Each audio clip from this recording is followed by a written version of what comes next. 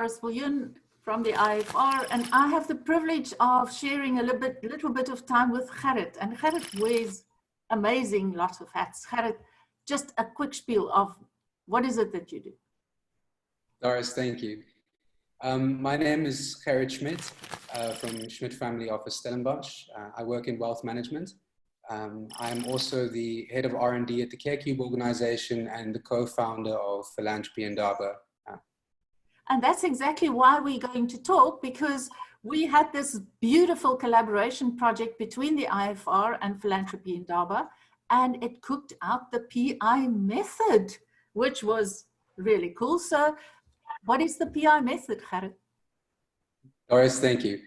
The PI method is a new model for philanthropy, something that we developed with the IFR to empower the new philanthropy or CSR committees. It's a practical tool, a handrail.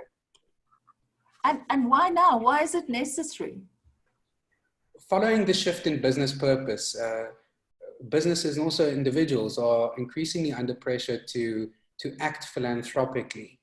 And with that also there's this real lack of practical knowledge in philanthropy.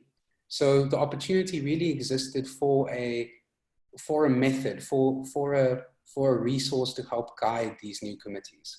Yeah. And a little bit about how it came about, what we did.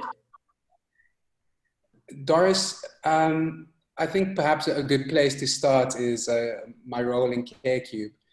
As head of R&D at CareCube, I saw value in the thinking that produced our projects. And with our work in design thinking, an opportunity to work with the IFR to also combine elements or principles of systems thinking and futures thinking to produce a method that could allow businesses to look at their own value chains and develop a philanthropic strategy out of that. I think so many times the reasons why philanthropy strategies don't go further than the well-intentioned conversation is because there's a lack of practical knowledge and a lack of understanding to really advance the discussion. Yeah. And then the big question about what does it look like and how it works. Now, my favorite is this, the fact that it is a one-page thing. That's my favorite little bit, but tell us a little bit more, share a little bit more about how it works. Doris, I love that. So speaking about a practical method, you got practical and printed it. Well done. Doris, I think that's the wonder of that. For me. that was one of the main objectives, sort of starting at the end and working it back. Where do we want the thing to, how do we want it to live? How do we want people to interact with it?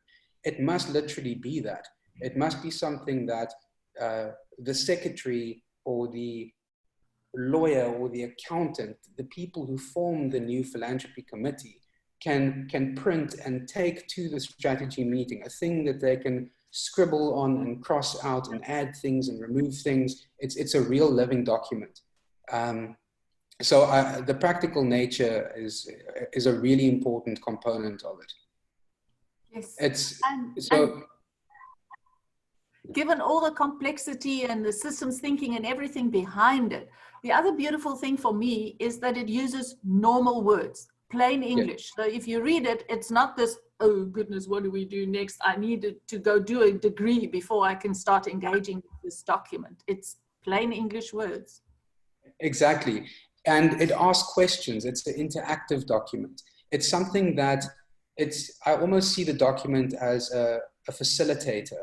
It joins the philanthropy or the CSR team with you and asks you practical questions about your business, about the value chain.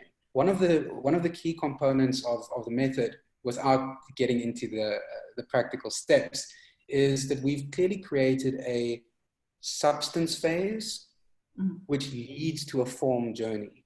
I think one of the main problems with philanthropy, corporate philanthropy today, is that it's sort of solved this or addressed as this outside thing. It's addressed sort of just on a PR level.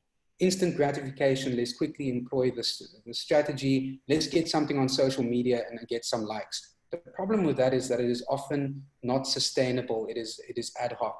So one of the important questions in understanding that outcome is to say, we can't just fall into form.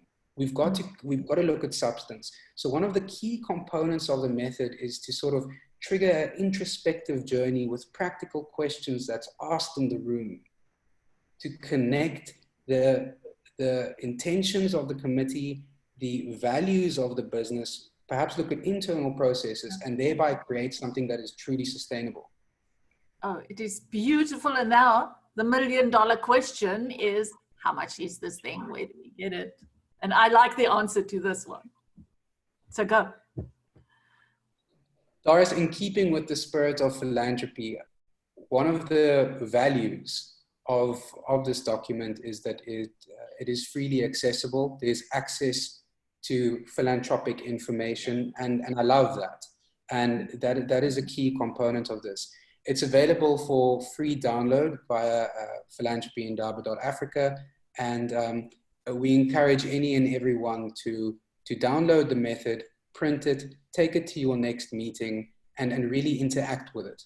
We want people, and I really mean this, to cross things out, to scribble on it, to add to it, to get in touch. It's a fluid document. And we would like to hear more from people that have used it, if they could engage and tell us how it went and what's working and what do they enjoy and whatever. Gerrit, like always, it was great to speak to you. I'm excited about the futures of this beautiful thinking tool and method. Thanks for talking to us. Doris, thank you very much.